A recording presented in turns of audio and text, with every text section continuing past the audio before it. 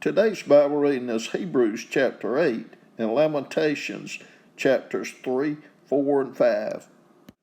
Hebrews chapter 8. Now the main point of what we're saying is this. We do have such a high priest who sat down at the right hand of the throne of the majesty in heaven, and who serves in the sanctuary, the true tabernacle set up by the Lord, not by a mere human being. Every high priest is appointed to offer both gifts and sacrifices, and so it was necessary for this one also to have something to offer. If he were on earth, he would not be a priest, for there are already priests to offer the gifts prescribed by the law. They serve in a sanctuary that is a copy and shadow of what is in heaven. This is why Moses was warned when he was about to build the tabernacle. See to it that you make everything according to the pattern shown you on the mountain. But in fact, the ministry Jesus has received is as superior to theirs as the covenant of which he is mediator is superior to the old one, since the new covenant is established on better promises. For if there had been nothing wrong with that first covenant, no place would have been sought for another. But God found fault with the people and said, "The days are coming, declares the Lord, when I will make a new covenant with the people of Israel and with the people of Judah.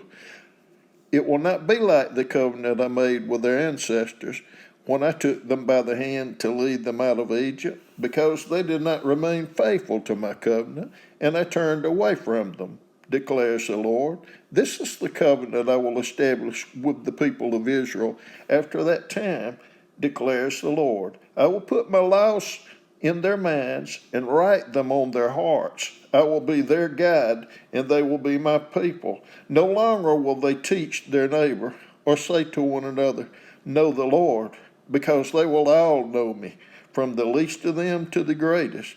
For I will forgive their wickedness and will remember their sins no more. By calling this covenant new, he has made the first one obsolete. And what is obsolete and outdated will soon disappear." Lamentations chapter 3. I am the man who has seen affliction by the right of the Lord's wrath. He has driven me away and made me walk in darkness rather than light. Indeed, he has turned his hand against me again and again all day long.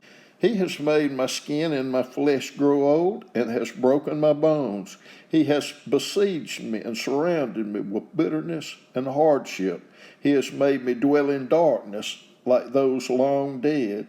He has walled me in so I cannot escape. He has weighed me down with chains. Even when I call out or cry for help, he shuts out my prayer. He has barred my way with blocks of stone. He has made my paths crooked, like a bear lying in wait, like a lion in hiding. He dragged me from the path and mangled me and left me without help. He drew his bow and made me target for his arrows. He pierced my heart with arrows from his quiver. I became the laughingstock of all my people. They mocked me in song all day long. He has filled me with bitter herbs and given me gall to drink. He has broken my teeth with gravel. He has trampled me in the dust. I have been deprived of peace. I have forgotten what prosperity is. So I say, my splendor is gone, and all that I had hoped from the Lord. I remember my affliction and my wandering, the bitterness and the gall. I well remember them, and my soul is downcast within me. Yet this I call to mind, and therefore I have hope. Because of the Lord's great love, we are not consumed, for his compassions never fail. They are new every morning.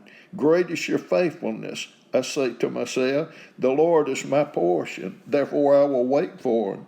The Lord is good to those whose hope is in him, to the one who seeks him. It is good to wait quietly for the salvation of the Lord. It is good for a man to bear the yoke while he is young. Let him sit alone in silence, for the Lord has laid it on him. Let him bury his face in the dust. There may yet be hope. Let him offer his cheek to one who would strike him, and let him be filled with disgrace. For no one is cast off by the Lord forever, Though he brings grief, he will show compassion. So great is his unfailing love.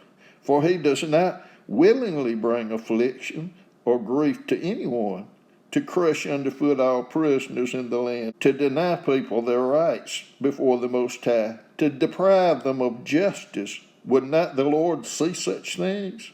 Who can speak and have it happen if the Lord has not decreed it? Is it not from the mouth of the Most High that both calamities and good things come? Why should the living complain when punished for their sins? Let us examine our ways and test them, and let us return to the Lord. Let us lift up our hearts and our hands to God in heaven and say, we have sinned and rebelled, and you have not forgiven. You have covered yourself with anger and pursued us. You have slain without pity. You have covered yourself with a cloud so that no prayer can get through. You have made us scum and refuse among the nations. All our enemies have opened their mouths wide against us. We have suffered terror and pitfalls, ruin and destruction. Streams of tears flow from my eyes because my people are destroyed. My eyes will flow unceasingly without relief until the Lord looks down from heaven and sees. What I see brings grief to my soul because of all the women of my city. Those who were my enemies without cause hunted me like a bird. They tried to end my life in a pit and threw stones at me. The water closed over my head, and I thought I was about to perish. I called on your name, Lord, from the depths of the pit. You heard my plea. Do not close your ears to my cry for relief. You came near when I called you, and you said, do not fear. You, Lord, took up my case. You redeemed my life. Lord, you have seen the wrong done to me. Uphold my cause. You have seen the depth of their vengeance, all their plots against me. Lord, you have heard their insults and all their plots against me. What my enemies whisper and mutter against me all day long. Look at them. Sitting or standing, they mock me in their songs. Pay them back what they deserve, Lord, for what their hands have done. Put a veil over their hearts, and may your curse be on them. Pursue them in anger, and destroy them from under the heavens of the Lord. Lamentations chapter 4. How the gold has lost its luster, the fine gold become dull. The sacred gems are scattered at every street corner. How the precious children of Zion, once worth their weight in gold, are now considered as pots of clay, the work of a potter's hands. Even jackals offer their breasts to nurse their young, but my people have become heartless, like ostriches in the desert. Because of thirst, the infant's tongue sticks to the roof of its mouth. The children beg for bread, but no one gives it to them. Those who once ate delicacies are destitute in the streets. Those brought up in royal purple now lie on ash heaps. The punishment of my people is greater than that of Sodom, which was overthrown in a moment without a hand turned to heifer. Their princes were brighter than snow and whiter than milk. Their bodies more ruddy than rubies, their appearance like lapis lazuli. But now they are blacker than soot. They are not recognized in the streets. Their skin has shriveled on their bones. It has become as dry as a stick. Those killed by the sword are better off than those who die of famine. Racked with hunger, they waste away for lack of food from the field. With their own hands, compassionate women have cooked their own children, who became their food when my people were destroyed. The Lord has given full vent to his wrath. He has poured out his fierce anger. He kindled a fire in Zion that consumed her foundations. The kings of the earth did not believe, nor did any of the peoples of the world, that enemies and foes could enter the gates of Jerusalem. But it happened because of the sins of her prophets and the iniquities of her priests, who shed within her the blood of the righteous. Now they grope through the streets as if they were blind. They are so defiled with blood that no one dares to touch their garments. Go away, you are unclean, people cry to them. Go away. Don't touch us.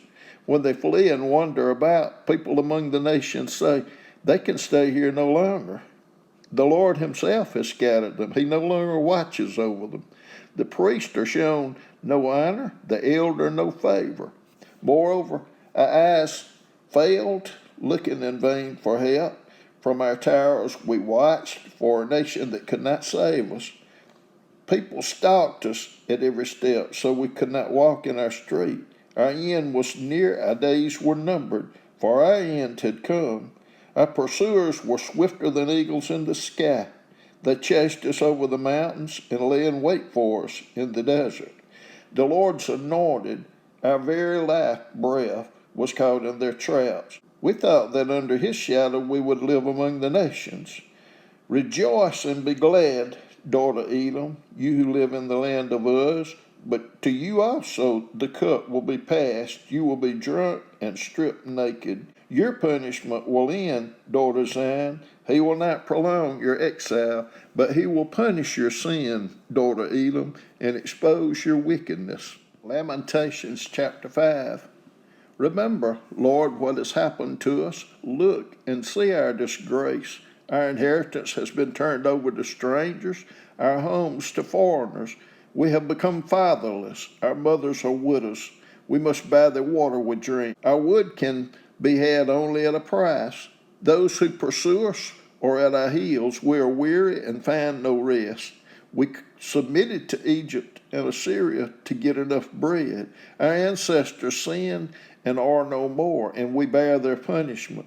Slaves rule over us, and there is no one to free us from their hands. We get our bread at the risk of our lives because of the sword in the desert. Our skin is hot as an oven, feverish from hunger. Women have been violated in Zion, and virgins in the towns of Judah. Princes have been hung up by their hands. Elders are shown no respect. Young men toil at the millstones. Boys stagger under loads of wood. The elders are gone from the city gate. The young men have stopped their music. Joy is gone from our hearts. Our dancing has turned to mourning. The crown has fallen from our head. Woe to us, for we have sinned. Because of this, our hearts are faint. Because of these things, our eyes grow dim for Mount Zion, which lies desolate with jackals prowling over it. You, Lord, reign forever. Your throne endures from generation to generation. Why do you always forget us? Why do you forsake us so long? Restore us to yourself, Lord, that we may return. Renew our days as of old, unless you have utterly rejected us and are angry with us beyond measure.